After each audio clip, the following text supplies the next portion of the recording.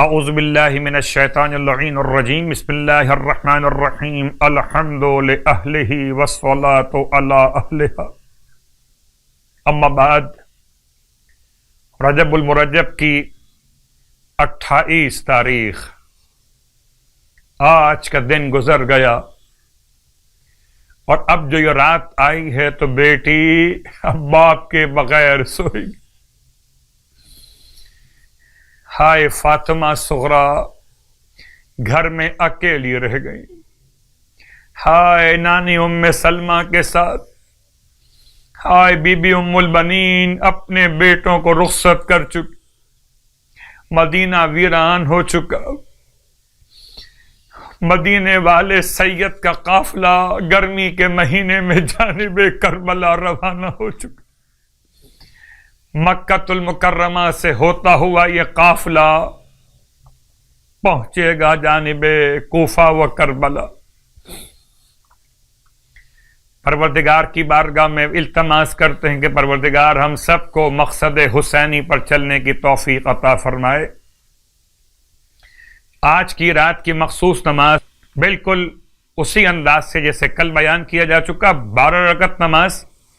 اس کی ہر رکعت میں الحمد کے بعد سورہ اعلیٰ 10 مرتبہ، سورہ انا انزلنا 10 مرتبہ ہر رکعت میں، اور نماز تمام کر کے 100 مرتبہ درود اور 100 مرتبہ استغفر اللہ ربی و اتوب الیہ کی تلاوت۔ سرکار ختم یہ مرتبہ صلی اللہ علیہ وآلہ وسلم ارشاد فرماتے ہیں کہ جو شخص رجب میں 29 دن روزے رکھے گا تو خدا اسے معاف کر دے گا،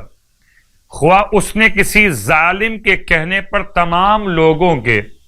10% مال پر قبضہ کر لیا ہو، اللہ اکبر، یا ایسی عورت ہو جس نے 70 مرتبہ بے عفتی کا گناہ انجام دیا ہو، اگر وہ عورت ان روزوں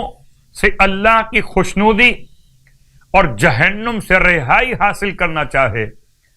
تو پروردگار عالم ان روزوں کی برکت سے حتماً اسے معاف کر دے گا۔ اس میں یاد دلا دوں،